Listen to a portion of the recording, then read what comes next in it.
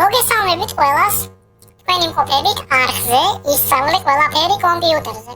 დღევანდელი ვიდეო გაკვეთილით მე მინდა გასწავლოთ თუ როგორ შეგვიძლია ძალიან მარტივად Google-ის ხელოვნური ინტელექტის Gemini-ის გამოყენებით და Gemini-ისთვის გაწერილი სპეციფიკური დავალებითა და კოდით, უпроსტად სპეციფიკური შესაძლებელი დავალების ტექსტით როგორ შეგვიძლია ასეთი ხარისხის ფოტოების გაუმჯობესება.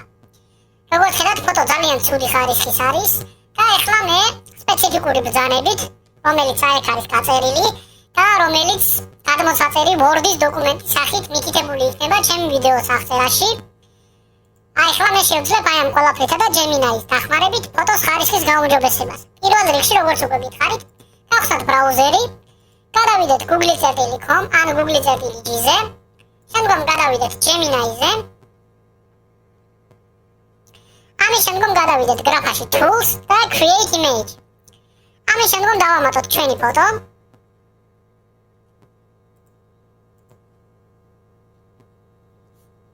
როგორც კი ფოტო დაემატება, დავამატოთ ჩვენი სპეციფიკური აღწერა და დავალება, რომლის მიხედვითაც უნდა დაამუშავოს ხელოვნურმა ინტელექტმა ფოტო. და დავაჭიროთ Submit. ამის შემდგომ სულ რაღაც რამოდენიმე წუთი ან რამოდენიმე წამი გვჭირდება, რომ დაველოდოთ. ეს ყველაფერი დამოკიდებულია თავიდან ბოლომდე თქვენი ინტერნეტის სისწრაფეზე. როგორც კი ფოტო დამუშავდება, მე გადმოვწერ ფოტოს და თვალნათლივ დაგანახებთ და შევადარებ ორივე, ასე ვთქვათ, ფოტოს ორიგინალს და დამუშავებულს.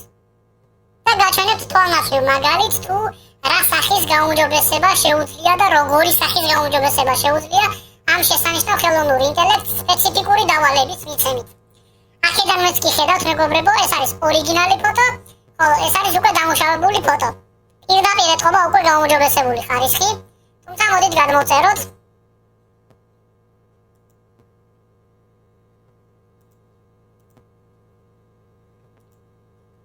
გავხსნათ ორიგინალი.